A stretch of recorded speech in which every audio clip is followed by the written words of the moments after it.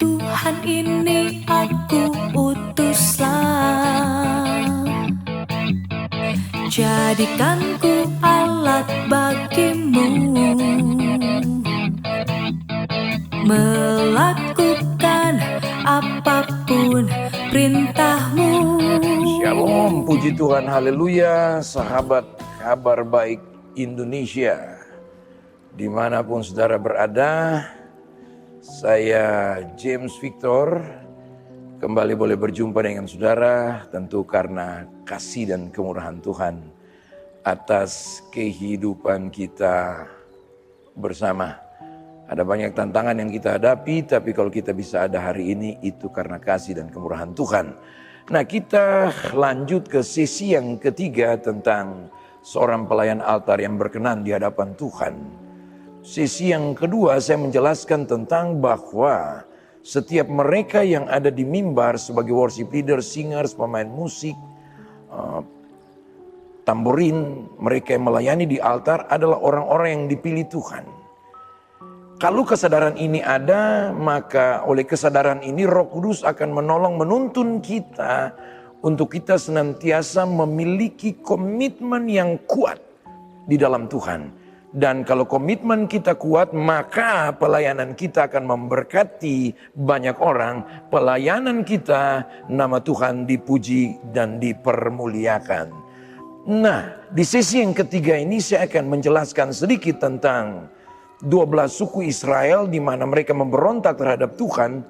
Lalu akhirnya ketika Musa menantang umat Israel, hanya satu suku yang mau berpihak kepada Tuhan. Saya akan bacakan dari Keluaran pasal 32 pada ayat yang ke-25 sampai dengan ayat yang ke-29. Demikian firman Tuhan, ketika Musa melihat bahwa bangsa itu seperti kuda yang terlepas dari kandang, sebab Harun telah melepaskannya sampai menjadi buah cemooh bagi lawan mereka. Maka berdirilah Musa di pintu gerbang perkemahan itu serta berkata, siapa yang memihak kepada Tuhan datanglah kepadaku. Lalu berkumpullah kepadanya seluruh Bani Lewi. 27. Berkatalah Musa kepada mereka, beginilah firman Tuhan Allah Israel.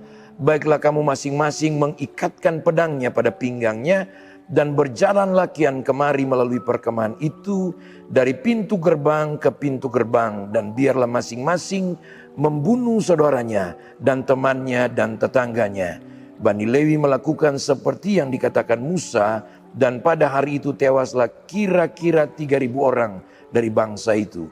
Demikian berkatalah Musa.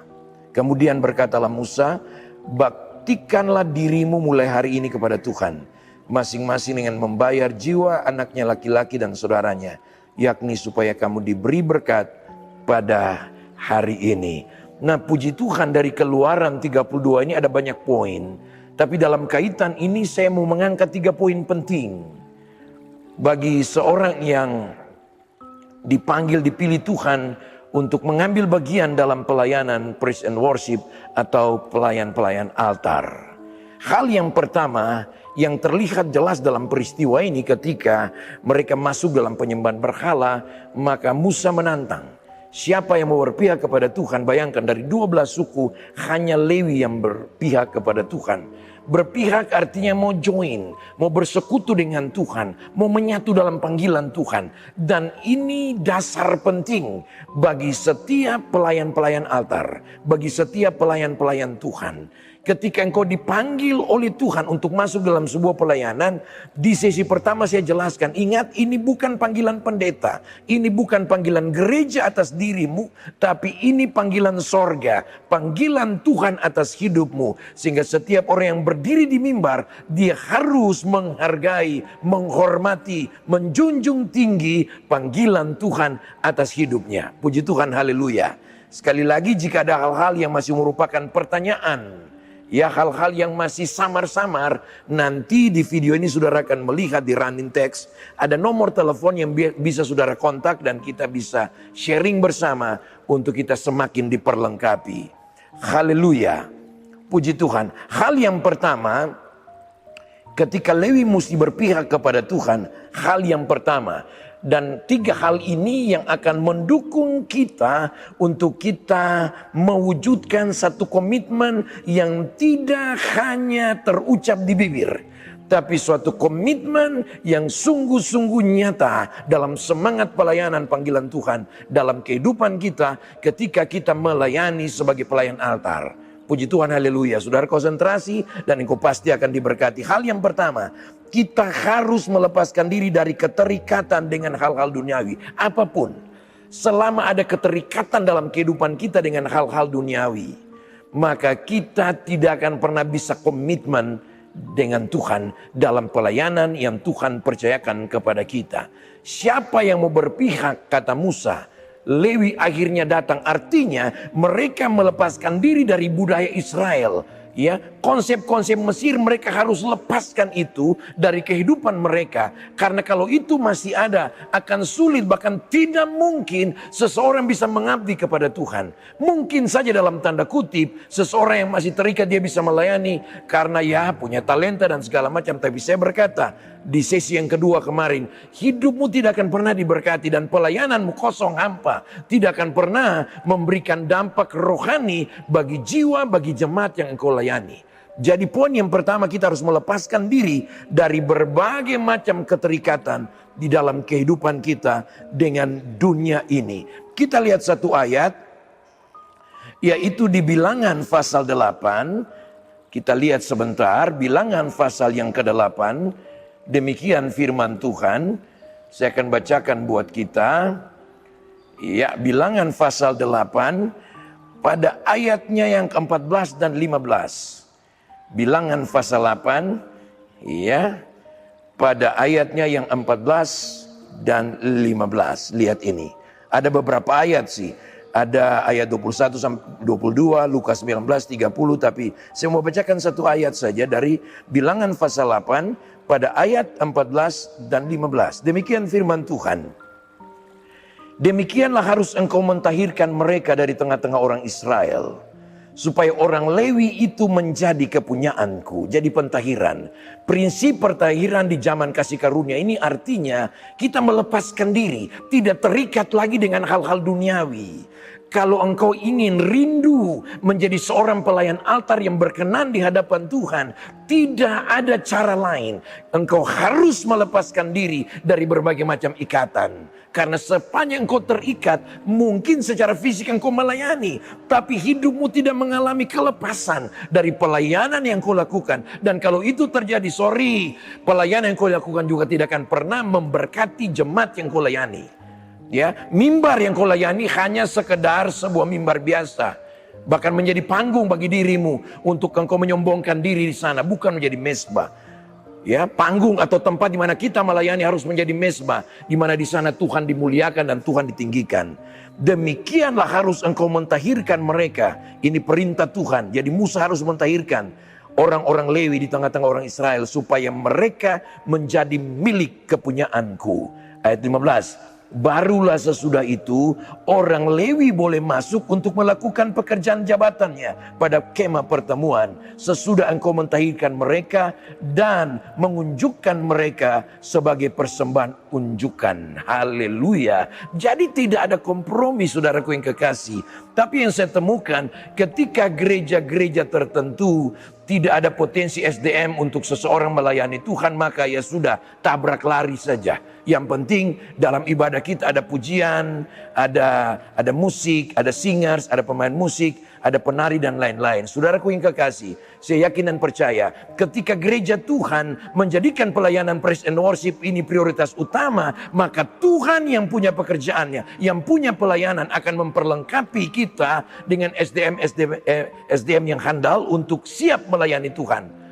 Haleluya, dalam setiap ibadah yang Tuhan percayakan dalam gereja Tuhan, tempat saudara dan saya layani. Yang ketiga, tadi yang pertama melepaskan diri, yang kedua tidak lagi kompromi dengan prinsip-prinsip duniawi. Roma 12 ayat 2, kita lihat ayat ini. Haleluya, saya dengan cepat. Roma 12 ayat 2, demikian firman Tuhan. Ya, kita lihat sebentar ayat ini. Roma 12 Pada ayat yang kedua, janganlah kamu menjadi serupa dengan dunia ini, tapi berubahlah oleh pembaruan budimu, sehingga kamu dapat membedakan manakah kehendak Allah, apa yang baik, yang berkenan kepada Allah, dan yang sempurna. Haleluya. Tidak lagi kompromi. Komprominya begini, artinya satu sisi kita seperti bunglon gitu ya. Kalau ada di gereja, kita bisa ikut irama kehidupan bergereja. Tapi ketika kita ada dalam satu komunitas, kita langsung berubah. Dan biasanya kompromi ini, perubahan yang kita lakukan jelas bertentangan dengan rambu-rambu kebenaran firman Tuhan. Dan ini masalah bagi kita. Masalah. Artinya seseorang yang berkomitmen sekali hidup dalam kebenaran, dia nggak boleh lagi kompromi. Dia harus berani berkata tidak kepada hal-hal yang bertentangan dengan kebenaran firman Tuhan. Kalau dia mau menjadi seorang pelayan Lewi yang berkenan di hadapan Tuhan, sehingga hidup pelayananmu memberkati banyak orang. Yang ketiga, yang terakhir, dia bersedia tunduk atas atau pada otoritas firman Tuhan. Lewi bersedia. Lewi bersedia, saudaraku yang kekasih, untuk tunduk kepada otoritas firman Tuhan. Ketika Musa berkata, ambil pedang, bunuh saudaramu. Dan orang-orang Lewi melakukan seperti apa yang Tuhan perintahkan melalui Musa. Puji Tuhan, haleluya. Yang ketiga, bersedia tunduk pada otoritas firman Tuhan. Sehingga dalam pengajaran praise and worship yang saya sampaikan selama ini, saya selalu berkata, seorang pelayan altar, dia harus mengerti firman. Dia harus paham firman dan hidup dalam kebenaran firman Allah.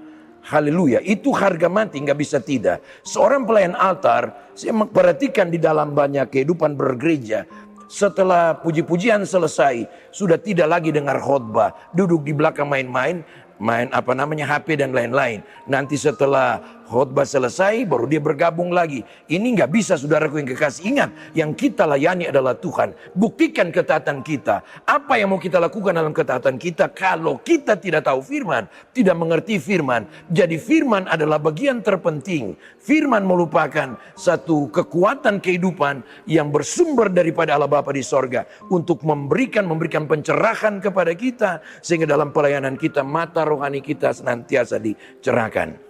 Mata rohani kita senantiasa melihat hal-hal yang mempermuliakan nama Tuhan. Lalu akan menolong seorang worship leader. Saya menemukan juga ketika ada banyak lagu disampaikan, mereka memberikan satu prolog, satu kata-kata kadang-kadang bertentangan dengan lagu.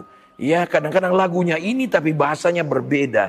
Jadi ketika kita tahu firman, setiap lagu yang kita bawakan akan ditopang dengan kata-kata yang juga bersumber dari firman. Ada 3 hal untuk kita sebagai orang-orang Lewi harus lakukan untuk membangun komitmen kita. Yang pertama, harus bersedia melepaskan diri dari keterikatan dengan hal-hal duniawi. Yang kedua, tidak lagi kompromi dengan prinsip-prinsip duniawi. Yang ketiga, bersedia tunduk pada otoritas firman Tuhan. Artinya, jadikan firman Tuhan pelita bagi kaki dan terang bagi jalan. Sehingga pelayanan kita tidak hanya nampak di gereja, tapi nampak juga dalam keseharian kita. Puji Tuhan, kiranya di sesi yang ketiga ini, saudara juga diberkati oleh Tuhan. Tetap dukung kami dalam doa, agar program Sahabat Kabar Baik terus memberkati banyak orang di muka bumi ini. Tuhan Yesus memberkati. Shalom.